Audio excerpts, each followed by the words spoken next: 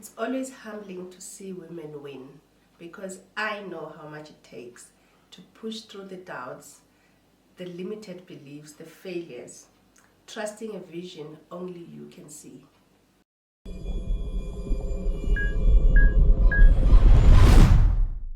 As we celebrate Women's Month, we are reminded that we are standing on the shoulders of giants. The giants that have shaped my values and my principles have been my grandmother, my mother, my sisters, and my aunts.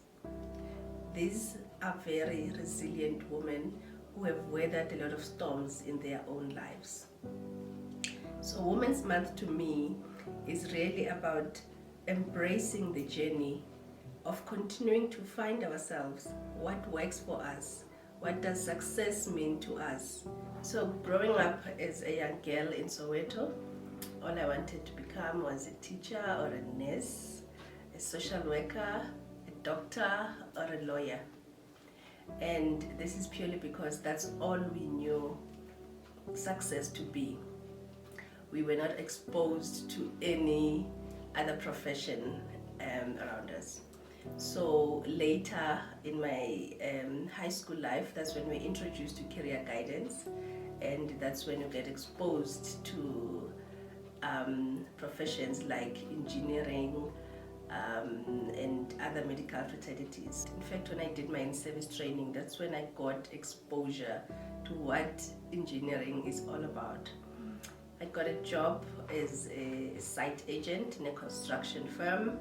We're building roads, building bridges, very dusty conditions.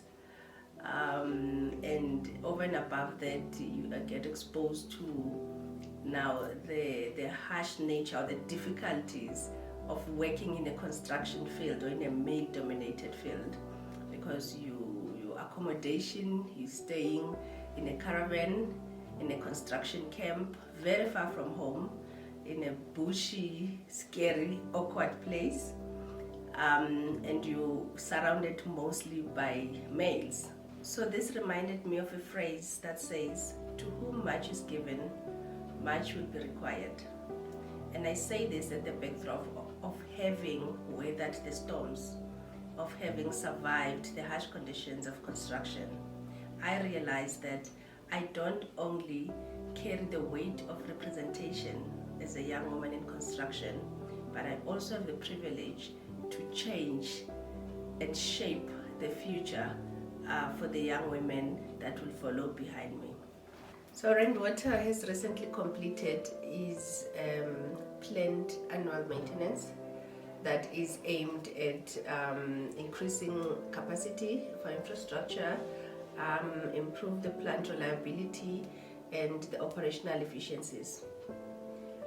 Now, the key highlight of the maintenance work that we've just completed now in June, July, was the leadership role that was played by women in their various technical disciplines to ensure the successful completion of the B16 pipeline maintenance. These women were highly competent engineers, resident engineers, project managers, operations managers, maintenance managers, safety officers, quality officers, and the shutdown leaders.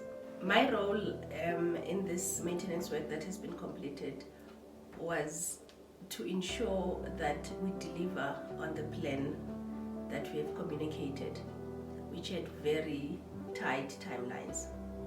So I had to look at the integrity of the plan, assess all the risks that are involved, ensure that we have a fallback plan in case anything goes wrong, and have a good communication plan in terms of quality check of what has been reported and what gets communicated out to the public.